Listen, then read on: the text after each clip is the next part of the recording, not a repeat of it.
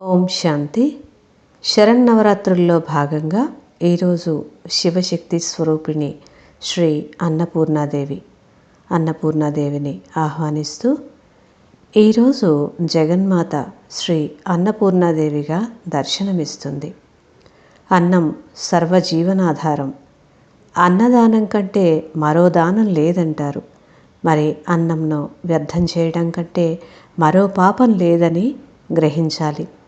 ఎన్నో వ్యయ ప్రయాసలతో కూడిన రైతన్న పంట మన ఇంట అమరనాథుడు మరియు అన్నపూర్ణల ప్రసాదం అవ్వాలి, కానీ వ్యర్థం అవ్వకూడదు. అంతేకాదు, శరీర పోషణకు ఆహారం ఎంత ముఖ్యమో శరీరాన్ని నడిపించే జీవుడికి అనగా ఆత్మకి జ్ఞానం అనే అన్నం కూడా అంతే ముఖ్యం. అందుకే చూడండి, ఏదైనా భగవత్ కథలను వింటే కడుపు నిండిపోయిందని అంటారు. కనుక మనం ప్రతిరోజు భగవంతుని మహావాక్యాలను వినాలి లేదా చదువుకోవాలి. ఎవరైతే ప్రతిరోజు భగవంతుని స్మరణలో ఉంటూ భోజనాన్ని తయారు చేస్తారో వారు సాక్షాత్ అన్నపూర్ణయే అవుతారు. వారు వండి వడ్డించే ప్రతిదీ ప్రసాదమే అవుతుంది. మరి అన్నపూర్ణాదేవిని ధ్యానం చేద్దాం. నేను శివశక్తిని.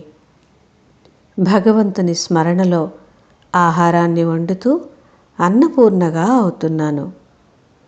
సర్వశ్రేష్టమైన భగవంతుని మహావాక్యాలను అందరికీ వినిపిస్తూ జ్ఞాన అన్నపూర్ణగా అయ్యి జగన్మాతను అవుతాను. శివపరమాత్మనితో యోగం చేసి జ్ఞానశక్తిని వృద్ధి చేసుకుంటున్నాను.